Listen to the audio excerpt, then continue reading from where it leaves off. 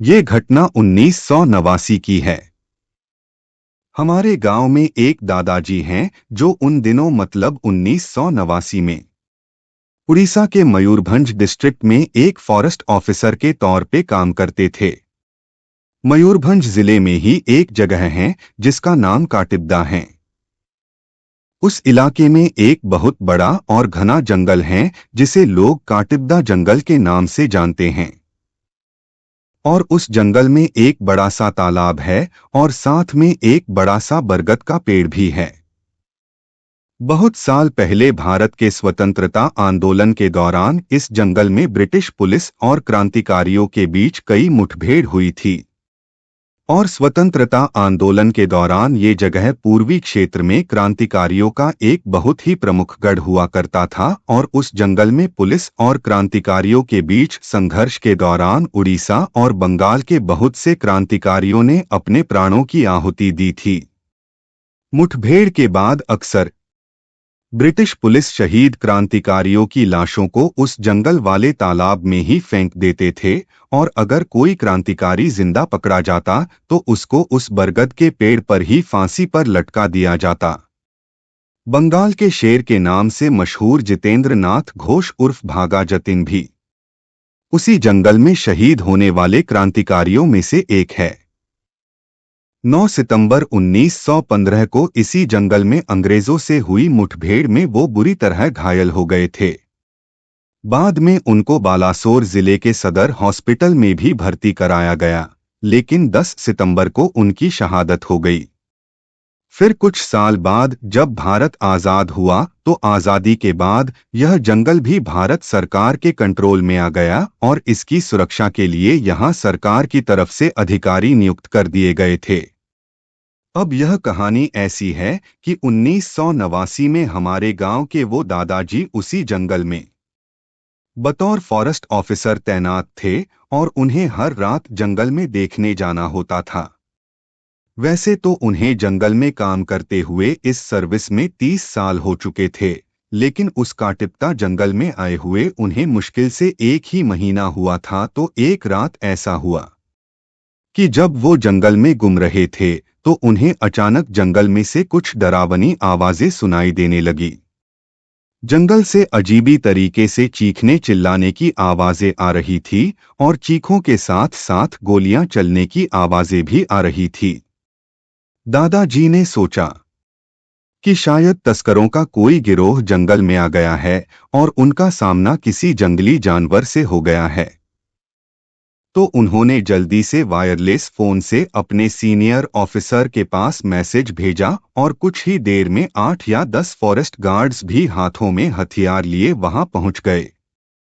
इसके बाद उन्होंने 2 टीम्स बनाई और जंगल में सर्च ऑपरेशन चलाया, लेकिन 2 घंटे जंगल में तलाश करने के बाद भी उन्हें कुछ नहीं मिला।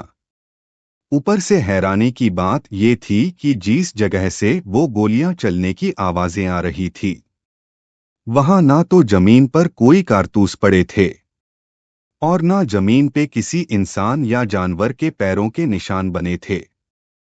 सब हैरान थे कि ऐसा कैसे हो सकता है। तभी एक गार्ड की नजर उस तालाब पे पड़ी तो उसने देखा कि वो लोग तालाब के पास पहुंच गए थे। उसने तालाब किनारे नजर घुमा के देखा तो उसको तालाब के दूसरे किनारे पर 7-8 लोग बैठे दिखाई दिए। उसने जल्दी से अपने सीनियर को इस बारे में बताया, लेकिन फिर जब उन सबने मिलके टॉर्च जला के देखा तो वहां कोई भी नहीं था। सबको लगा कि शायद गार्ड को ही भ्रम हुआ होगा और वो सब वापस अपने बेस पे जाने लगे। लेकिन सबके दिमाग में बस यही बात चल रही थी कि जब वो जंगल में आए थे तो जंगल में से चीखने चिल्लाने और गोलियां चलने की आवाजें सबने सुनी थी, तो फिर सब कुछ अपने आप यूं अचानक गायब कैसे हो गया। उस वक्त तो वो लोग अपने बेस पे वापस चले गए, लेकिन अगले दिन दादाजी के ऑफिसर ने उनको वापस जंगल में जाके चेक करके आने को कहा। तो दादाजी अपने साथ कुछ जवानों को लेकर वापस जंगल के उस इलाके में छानबीन के लिए पहुंच गए। दिन भर वो लोग उस इलाके में और आसपास के इलाकों में छानबीन करते रहे, लेकिन नतीजा कुछ नहीं निकला। कोई ऐसा सबूत नहीं मिला जिससे ये पता चलता कि रात में यहाँ ऐसा कुछ हुआ था। जब उनके ऑफिसर को ये पता चला तो उसने जवानों को रात में भी जंगल में पेट्रोलिंग करने का ऑर्डर दे दिया, तो वो लोग शाम के टाइम आराम करके रात होने का इंतजार करने लगे। अब रात 2 बजे के करीब वो लोग जंगल के एक इलाके में मौजूद थे कि तभी उनको पास से कदमों की आहट सुनाई दी। सब जवान पहले से सतर्क थे और अपने हथियारों के साथ फुल पोजीशन में थे, और तभी एकदम से चारों तरफ से गोलियों की आवाजें गूंजने लगी। ऐसा लग रहा था जैसे गोलियां बिल्कुल उनके पास से ही चल रही है। सब लोग हैरानी से उठ के इधर उधर देखने लगे, लेकिन कुछ भी दिखाई नहीं दे रहा था। बस आवाजें आ रही थी गोलियां चलने की, चीखने चिल्लाने की, जैसे कि वहां कोई युद्ध चल रहा हो। कुछ देर बाद जब सब कुछ शांत हुआ तो वो लोग फिर से इधर उधर ढूंढने लगे, और उसी तालाब के पास पहुंचते ही उनको फिर से उस तालाब के पास 7-8 लोग बैठे दिखाई दिए। जवानों ने उन्हें बैठे देखा तो जल्दी से उनके पास पहुंचे। वो 7-8 आदमी थे।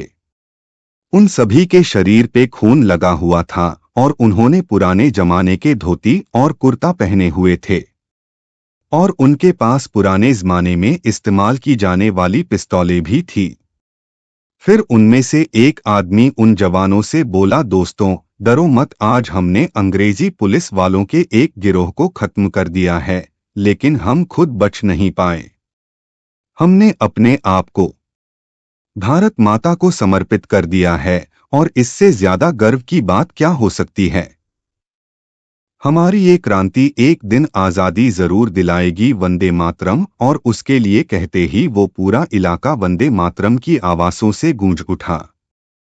फिर वो सब के सब आदमी वहां से उठ के जंगल के अंदर जाने लगे।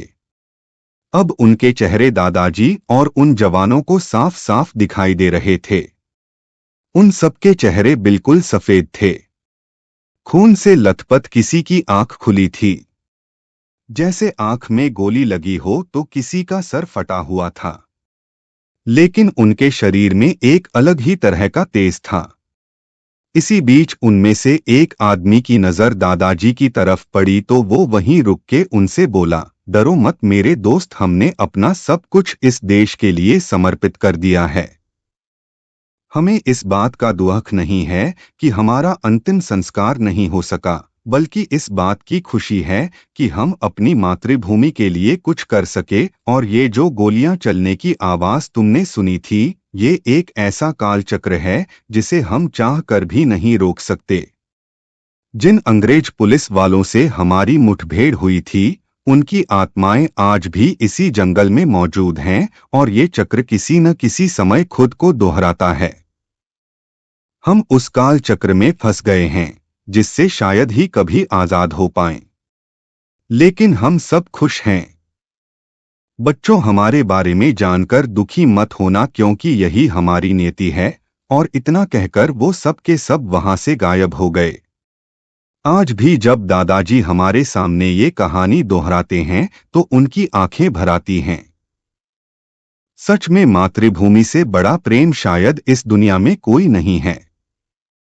जय हिंद, जय भारत।